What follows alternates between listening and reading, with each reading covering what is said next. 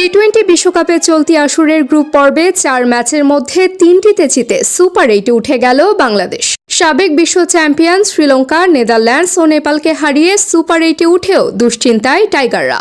সোমবার নেপালের মতো তুলনামূলক দুর্বল দলের বিপক্ষে চরম বাজে ব্যাটিংয়ের কারণে 19.3 ওভারে মাত্র 106 রানে অল আউট হয় বাংলাদেশ। পরে অবশ্য দারুণ বোলিংয়ের কল্যাণে 21 রানের রোমাঞ্চকর জয়ে সুপার 8-এ উঠে যায় বাংলাদেশ।